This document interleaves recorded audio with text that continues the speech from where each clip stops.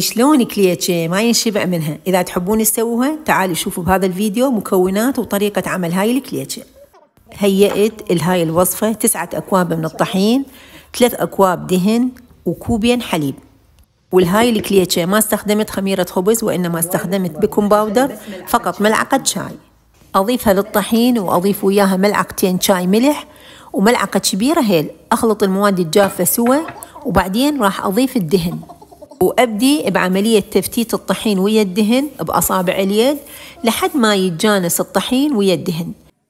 بعدها أضيف الحليب وأستمر بعملية العجن إلى أن تتكون عندي عجينة ترفة وهشة. وبالنسبة للحشوة استخدمت التمر والجوز. الجوز خليت له سكر باودر وشوية هيل، والتمر سويته حنيني بطريقتنا العراقية المعروفة وخليت له شوية هيل. والجوز ما كسرته إلى قطع صغيرة وإنما خليته شوية كبار حتى يبين طعمه بالأكل.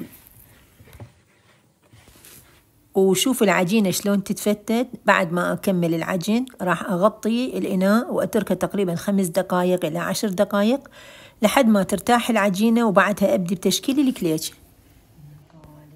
هيئت صينية الفرن مسحتها بالدهن حتى أبدي أشكل الكليتشة وأخليها بيها. وبالنسبة للتشكيل عندي قوالب جاهزة استخدمتهن بتشكيل الكليتشة، وبنفس الوقت هم شوية اعتمدت على خيالي وسويت كليتشة بإيدي بدون ما أحتاج قوالب. وبخصوص شو الكليتشة، قبل ما أدخل صينية الكليتشة بالفرن أفتح نار الفرن الجوانية لمدة تقريبا 5 إلى 10 دقائق لحد ما أشوف الفرن حمى. بعدين راح أدخل الصينية، ومن أدخل صينية الكليتشة بالفرن تكون نار الفرن هادئة. أفتح العين الفوقانية والجوانية، أو بإمكانكم بالبداية بس تفتحون العين الجوانية تقريبا مدة 10 دقائق وبعدين تفتحون العين الفوقانية، يعني بكيفكم، أهم شي تكون النار هادئة.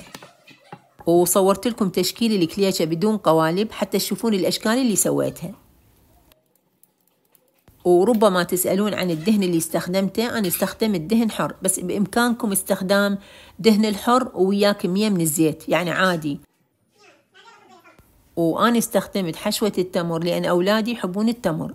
يقدر واحد يستخدم أي نوع من أنواع الحشوة، جوز هند، سمسم، حلقوم، بكيفه. أنا قبل من كنت أسوي كليتشة لنفس مقادير الطحين كنت أسوي بين الحليب والدهن. بهاي المرة لا، زودت كمية الدهن وقللت كمية الحليب، وقلت خلي أشوف الكليتشة شلون تصير، فصار طعمها كلش طيب، كلش هشة وطيبة.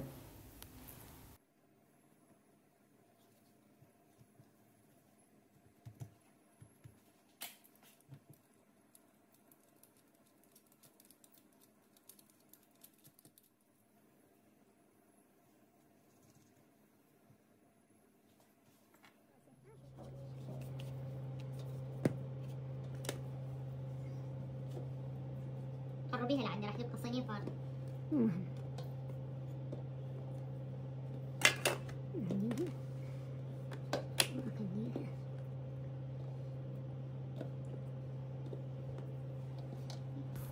وبعد ما كملنا تشكيل الكليتشة دهنا الوجه مالتها بصفار بيضة وملعقة كبيرة حليب، خلطناهن سوا ومسحنا وجه الكليتشة بيها ودخلناها بالفرن.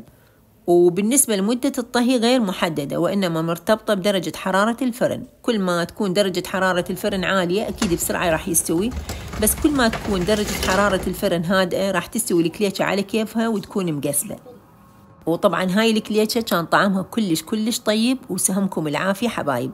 ولهنا وانتهت وصفتنا. انتظروني بوصفات جديدة قادمة إن شاء الله. بس لا تنسون إذا عجبكم هذا الفيديو تدوسون على زر اللايك حتى يصعد والكل يستفاد منه. دمتم جميعا في حفظ الرحمن، مع ألف ألف سلامة.